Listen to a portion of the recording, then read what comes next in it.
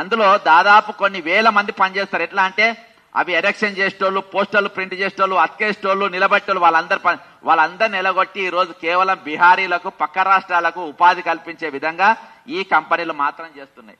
ఇళ్ళకెళ్ళి వీళ్ళు ఏం చేసిండ్రు, నార్సింగ్కి వెళ్ళి 12 కంపెనీలు ఎలగొట్టిండ్రు, తెర్లాపూర్కి వెళ్ళి 6 ఏజెన్సీలను ఎలగొట్టిండ్రు, జాగీర్లకి వెళ్ళి 6 మీడియా ఏజెన్సీలను ఎలగొట్టిండ్రు.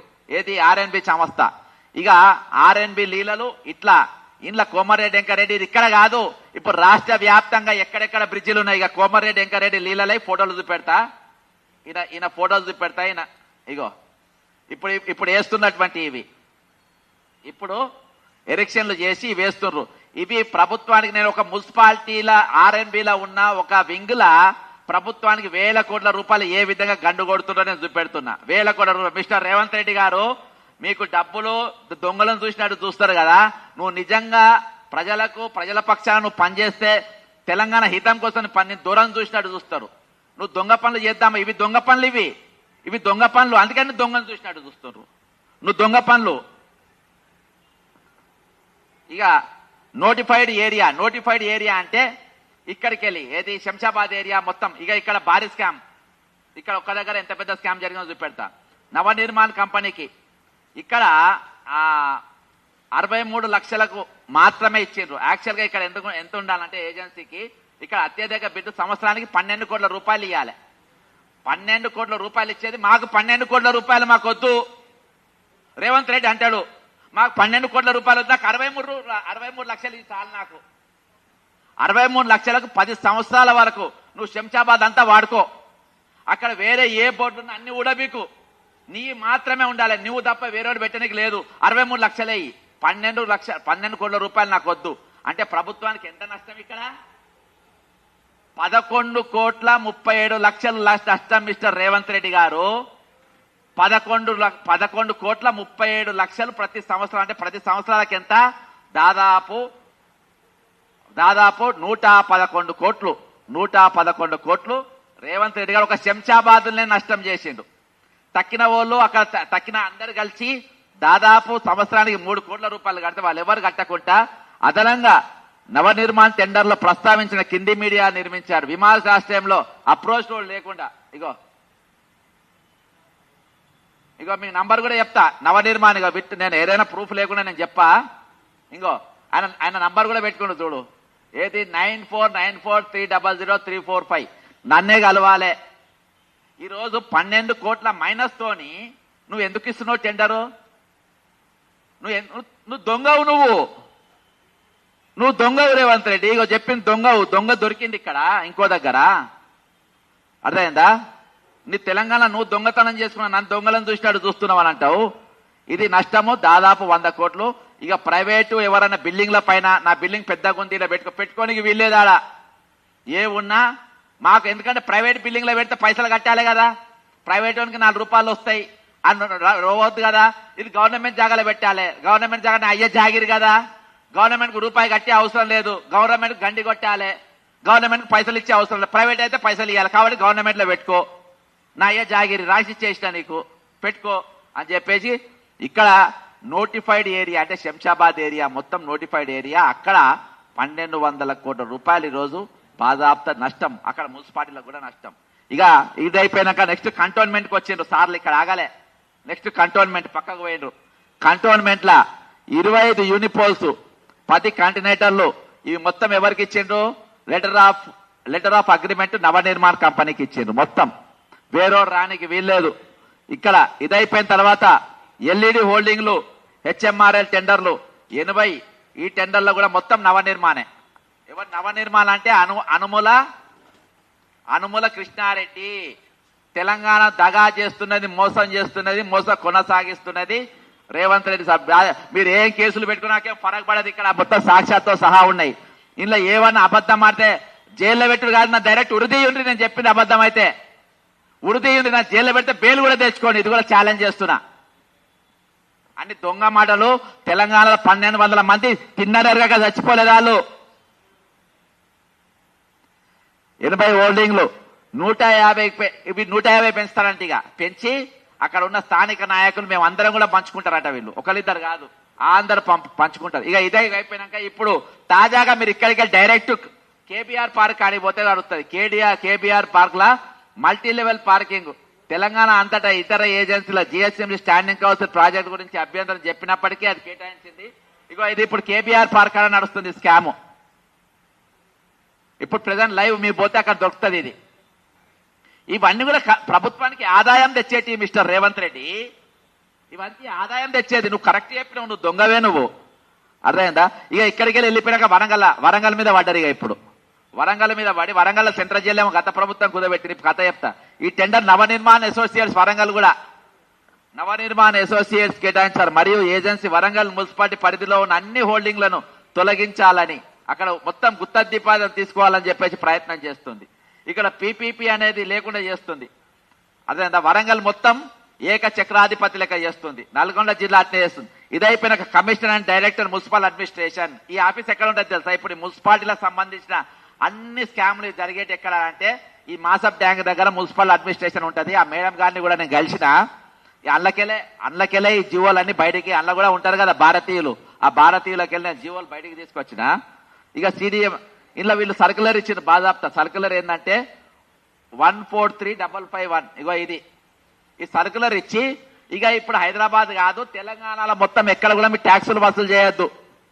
తెలంగాణలో ట్యాక్సులు వసూలు చేయొద్దు. ట్యాక్స్ వసూలు చేయకుండా మొత్తం ఆపేసి ఈ మొత్తం ఇదే కంపెనీలు 2-3 అంటే అనుమూల కన్ను సన్నులు నడిచే కంపెనీలు మాత్రమే ఇవ్వాలి. బ్రదర్ నేను చెప్పేది మున్సిపాలిటీలో ఒక శాఖ, ఆర్ఎఫ్బి ఒక శాఖ, రెండు కలిపి ఈ రోజు కొన్ని వేల కోట్ల రూపాయలు ఏ విధంగా ప్రభుత్వానికి గండు కొడుతున్నా చెప్తున్నా. ఇంకా నేను పంచాయతీ రాజ్ జోలి మొన్న చెప్పిన, ఆల్రెడీ సీతక్క కథ చెప్పిన. సీతక్క ఏ విధంగా నాకేస్తుందో చెప్పిన.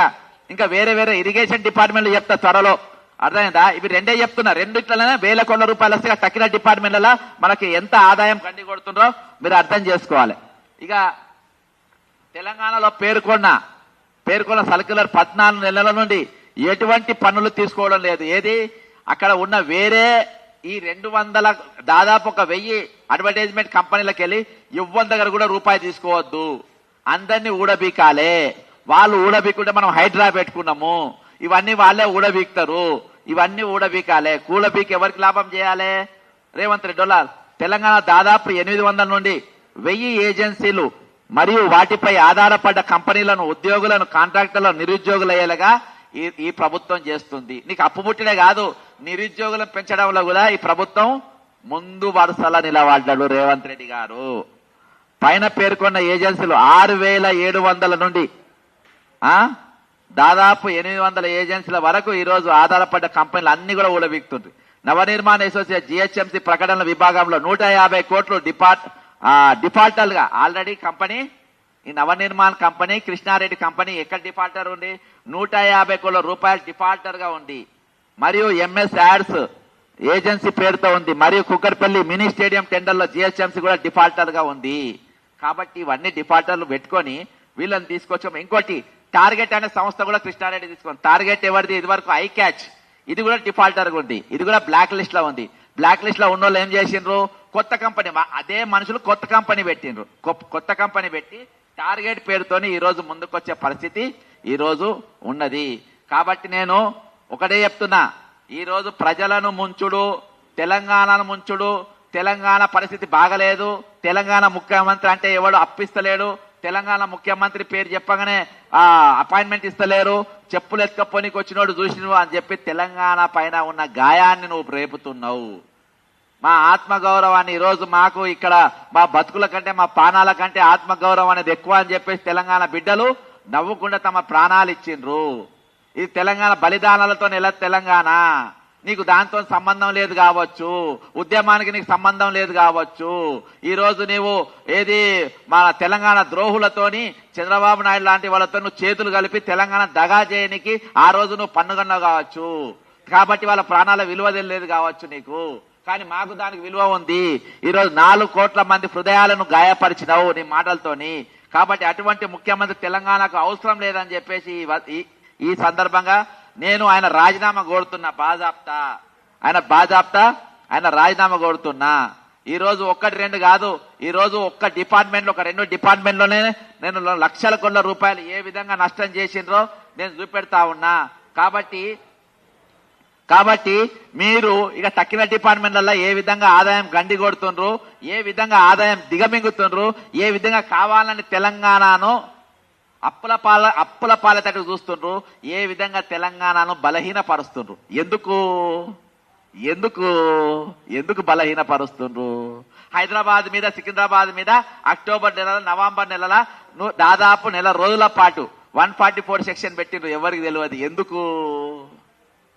ఎక్కడ వీళ్ళకి అప్పు పుట్టద్దు, ఎక్కడ ఏ పెట్టుబడిదారు రావద్దు, ఎవడొచ్చి ఇక్కడ రూపాయి పెట్టద్దు, ఎవడు ఇక్కడ కనబడద్దు, అంత ఆంధ్రాకే పోవాలి, అంత ఆంధ్రప్రదేశ్నే పెట్టాలి, అక్కడనే పోవాలి. దీపావళి టైంలో ఇక్కడ మన దీపావళి చేస్తుంటే నారాయణ లోకేష్ భాయ్ హైదరాబాద్ లో 144 సెక్షన్ ఉంది, అలా శాంతి భద్రతలు లేవు, అలా రూపాయి పెడితే మీకు అక్కడ ఎటువంటి పైసలు ఆదాయం లాభం ఉండదని చెప్పేసి అక్కడ మొత్తం చెప్పుకొని వచ్చిన పరిస్థితి. ఈ రోజు మనం ఈయననే చెప్పిండు, ఇక్కడ మొత్తం మనం హోల్డింగ్లు చూసినాం. ఏది దావోస్ కు పోయి 179 కోట్ల రూపాయలు, 1,79,000 కోట్ల రూపాయలు పట్టుకొచ్చిన అమ్మతోడు చెప్తున్న ఒక్క రూపాయి కూడా ఈయన ముఖం చూసి ఎవడు ఇయ్యలే.